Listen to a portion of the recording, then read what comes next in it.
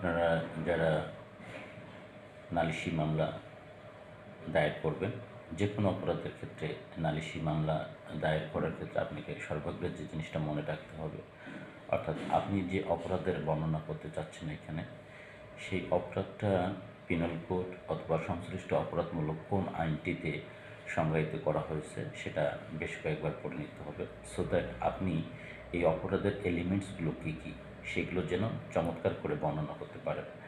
যদি আপনি সংশ্লিষ্ট অপরাধের সংজ্ঞা যে সেকশন আছে সেখানে যেভাবে বলা আছে তার কোনো একটি উপাদান মিস করেন বা বর্ণনা দিতে না পারেন, তাহলে অপরাধ সংগঠিত হবে না।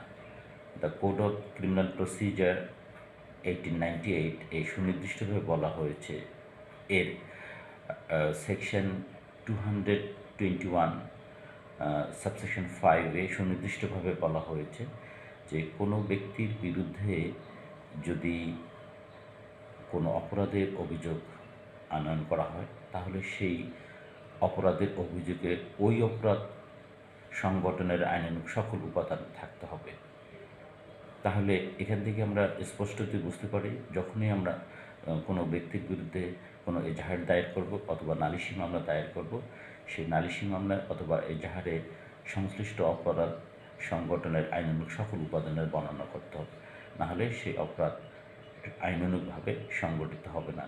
এবং এজাহার বা নালিশি দরখাস্তে যদি সংশ্লিষ্ট অপরাধের আইনানুগ কোনো উপাদানের বর্ণনা করতে ভুল হয়ে যায়, তাহলে এই ভবিষ্যতে এই মোকদ্দমাটি আসামির বিরুদ্ধে প্রমাণ করা বেশ কঠিন হয়ে যাবে। তাই আইনজীবীদের কর্তব্য হলো যে মামলার তিনি নালিশি দরখাস্ত দায়ের করবেন, যে ধরনের অপরাধে আসামিকে অভিযুক্ত করার তার বাসনা থাকবে, সেই অপরাধ কোন আইনের কোন ধারায় সংজ্ঞায়িত করা হয়েছে সেটি যেন তিনি বেশ কয়েকবার পড়ে দেখেন। যদি পড়ে না দেখেন, কোনো এককালে তিনি পড়ে রেখেছেন আর জীবনে পড়েনি, তাহলে এরকম হলে ভুল হয়ে যেতে পারে। কারণ একটা আইন বারবার পড়লে তার থেকে নতুন নতুন ধারণা বা ইনটিউশন জন্ম নেয়। এই জন্য প্রত্যেক আইনজীবীকে বারবার একটা আইন পড়া দরকার, তাহলে একই আইন নানা রূপে নতুন রূপে প্রতিভাত হবে।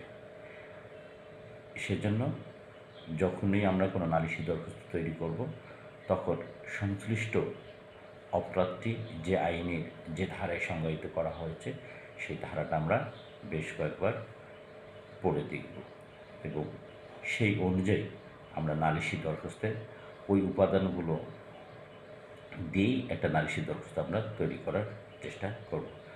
Thank you for watching. এরকম ছোট ছোট ভিডিও পেতে আমাদের চ্যানেলটিকে সাবস্ক্রাইব করুন এবং আপনার আইন পেশার মান উন্নয়নে আমাদের সঙ্গেই থাকুন।